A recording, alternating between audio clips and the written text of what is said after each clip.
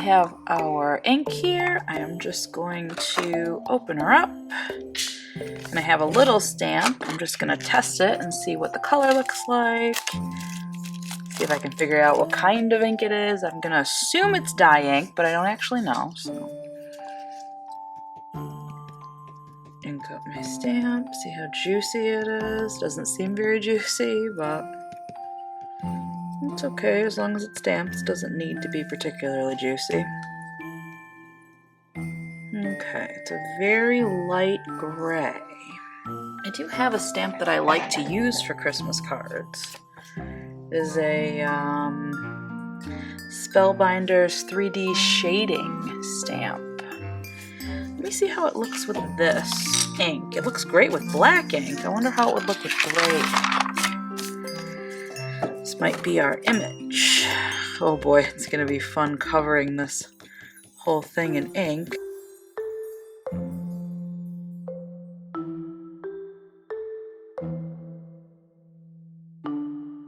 See how splotchy that is? Now, the Hero Arts dye inks, or shadow inks, I should say, sometimes they're a little splotchy when you stamp it, but once it dries, it evens out. So we'll see, but I'm gonna assume, at least for now, that this is going to be pretty splotchy ink if I try and stamp it over large areas. So just bought some new mini ink blending tools. Let's see how it does with blending, because the texture really does make me think of Tim Holtz Distress ink. It's just not very juicy. It doesn't really seem to want to come off of the ink pad. It blends a little, but not. Nothing really to write home about. Today is going to be a challenge, I fear.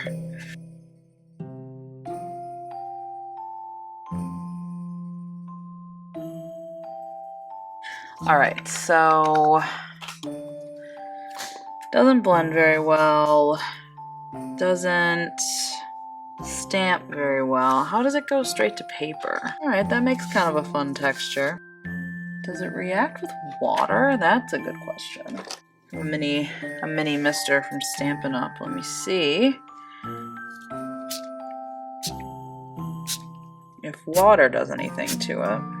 Because I know when you spray Distress ink with water, it's water reactive and makes cool things happen.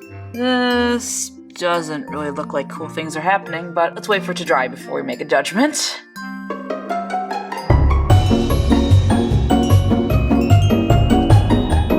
Okay, so this is dry now and it doesn't really seem to have done anything interesting. So, scratch that idea. But what I do have here is a piece of cardstock. It's the color Fog by Simon Says Stamp. I'd like to visit the idea of doing tone on tone. Now, all I really have are large stamps for this, but I'm gonna try this intricate little flourish. See if I get a better result on this fog colored cardstock. It's very subtle. I kind of like it, but it's very subtle. I also wanted to retry this stamp again because I actually really liked how this stamp turned out. It was just so very blotchy. Oh, you know what? Actually, I don't hate that.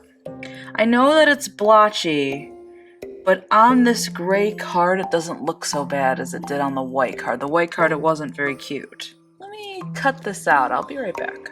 Okay, I'm not sure how well this is gonna work, but I had an idea.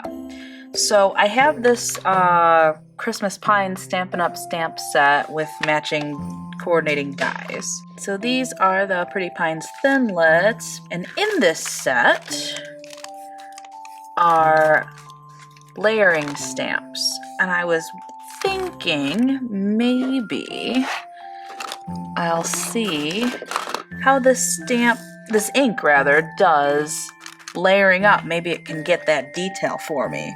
So I have a piece of Fog Simon Says Stamp cardstock that I am going to experiment with. Oh, you know what? Actually, you can see that. That's not bad. I was just gonna say how I don't really like this ink, but I don't hate that. Okay, let's make a couple of those.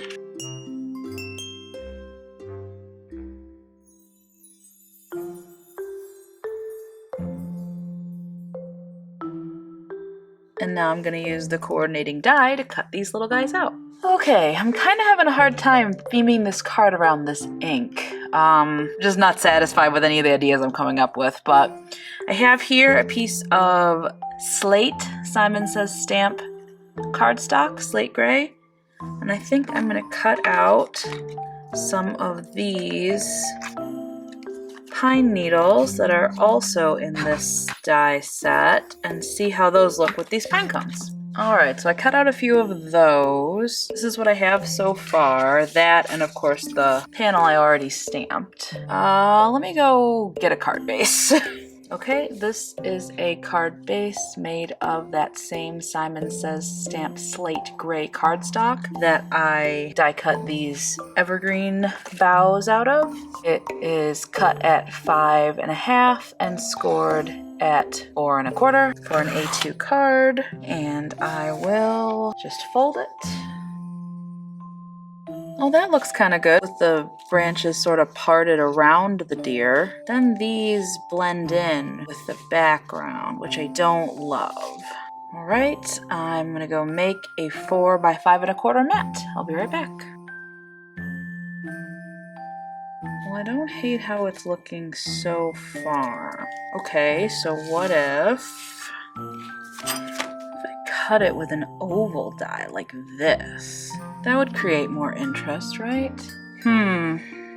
Okay, so I took a break and stepped away for a little while because I didn't know what to do with this card, and I have come up with this so far. So I've decided this is the card base, I've decided I want the pine cones and things up in the corner instead of down in the bottom corner. I don't know why I decided that, just I like it better. I cut from my largest SIZZIX oval framelits dies, these ones. I used the largest frame to cut this mat to make a sort of edge for this piece, and then I found in my paper stash this really light plaid and this really light stripe, both gray. I've decided, I guess this is going to be a monochrome gray card, which is fine. I actually really like how it's turning out so far. The only problem is I can't decide which of these I like better, because I really like the plaid, but it's a little washed out, but it kind of matches the ink. But I also really like the stripes because it's like reminiscent of the trees in the forest. That was what I thought of when I saw it. I was also considering maybe having like a half and half kind of thing. I don't know, this is where I'm at right now. I'm still thinking. I will check back in when I've fiddled around with it some more and made some more decisions. Okay, so the insanity continues. So I decided I wanted to use both of those papers. So what I ended up doing is this sort of layered, staggered kind of effect that I sort of like, I think. I cut the striped piece of paper. It is 5 1/4 tall and 2 3/8 wide, and it has no mat because the card base sort of serves as its mat. Then I took a piece of the textured gray paper that I found in my stash. It sort of has a linen texture to it. I don't know if you can see it on the camera, but I took that and I opened the ink block and just smeared. Like, I literally did this, just to add some shading and color variation, because this little square is actually pretty dry. It doesn't really deposit very much ink. So the only way to get a lot of ink payout is to literally scrub the pad on the paper.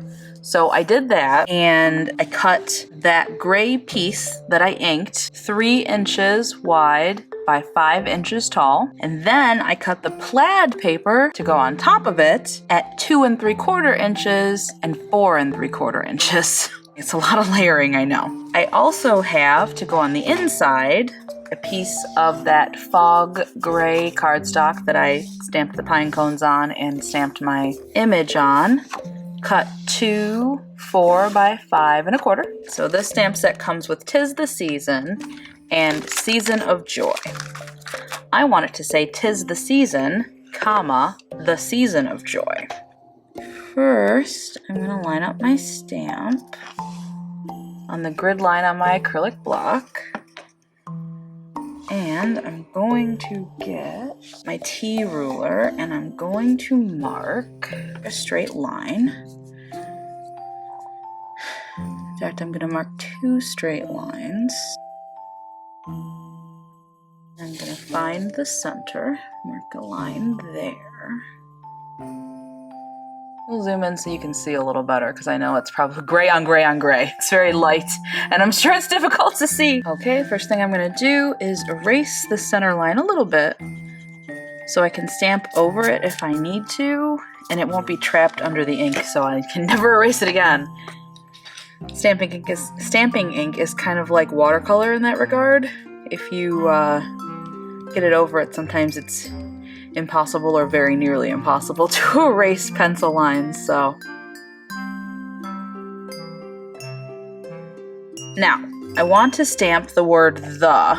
What I'm gonna do is I'm going to ink the word the, and I won't be able to just get the. If I was being careful, I might be able to do it. I do selectively ink sometimes with my Memento Dewdrop. It's actually really a lot easier to selectively ink with those. But I'm not going to be careful with this. I'm just going to hit it with some ink. And then I'm going to take 2 scrap pieces of computer paper. This is just normal printer paper, that 20-pound stuff that you put in your printer. Nothing fancy. I'm going to line it up so that the starts about a block from the beginning, from the edge of the paper. I'm gonna slip the 2 masking sheets underneath the stamp so that the part I don't want to stamp will stamp on the white paper. And then I could ink up the rest of my sentiment, Season of Joy, line that up with the grid, and stamp that.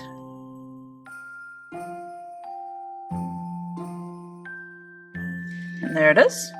It's like it was always meant to be that way. It's a little bit light, it's a little hard to see, but that's mostly because of how light the ink is. I'm having a real hard time with this really light gray ink. I don't love it, but I'm making it work. This is the first difficult card I've had to make. And then I want a comma at the end of the sentiment here. I don't have a comma, but what I do have is the little apostrophe in the beginning of 'Tis the Season. So I'm going to do the same thing I did with the. Well, first I'm going to erase my lines. So I just accidentally, as I was erasing, scraped my nail against the paper, and it got marked with my red nail polish. So we'll have to fix that in a minute, but I know how we're gonna do that, so I'm not worried about it. In the meantime, I'm going to ink up this little apostrophe, which is a little bit easier to selectively ink. I am just using the very edge of my ink pad and just tapping that part. However, to be perfectly safe, I am also going to use the paper, the scrap paper I have, to make sure that it doesn't stamp where I don't want it to, even just faintly.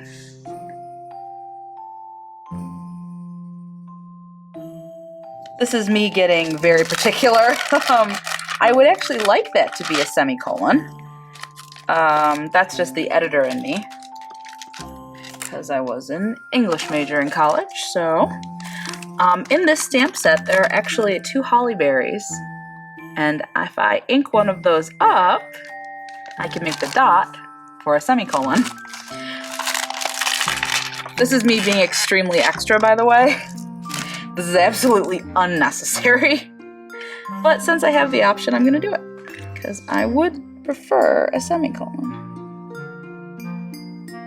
And there's the semicolon. It's like magic. Now, this is Ace improvising, because I really don't want that line there. So I'm gonna do that. This is problem solving at its finest. I'll be right back. And look at that, it's like it never happened. That red smudge is totally gone. In order to make this look a little more natural, I am going to stamp the little pine cones.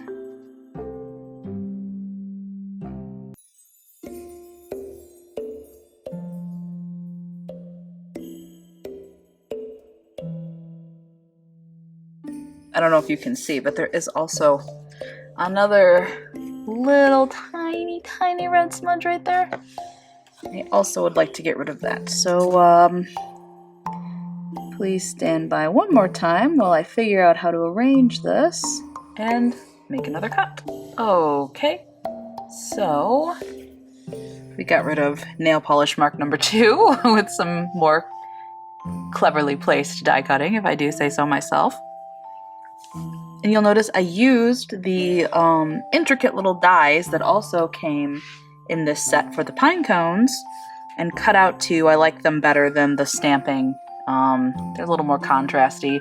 And when I put this insert into the card, these will turn this dark color so it'll match, was my thought process. But yeah, so this is the inside of the card. That greeting is so light, though. I really don't like it. So what I think I am going to do is I don't want to re-stamp it because I don't like stamping on top of what I've already stamped unless I'm using a stamp positioner. But I do have my Pentel Touch brush pens. I'm thinking I will take the gray one, the light gray one, and I'm going to just go over the lettering very carefully. I'm just going to follow what the lettering says already and how it is already.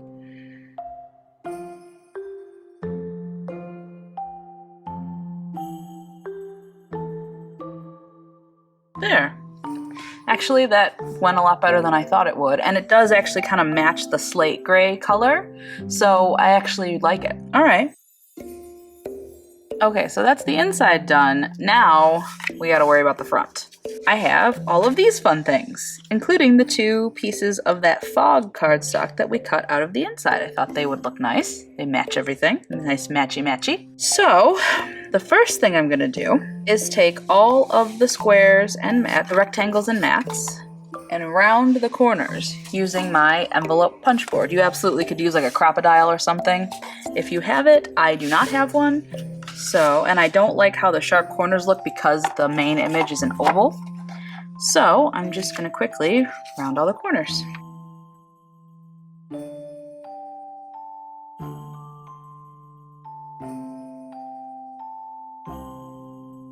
Okay, now that I have all of the corners rounded, I'm going to adhere all the things to the front of the card the way that I described earlier, that you saw earlier. Just now they all have nice rounded corners.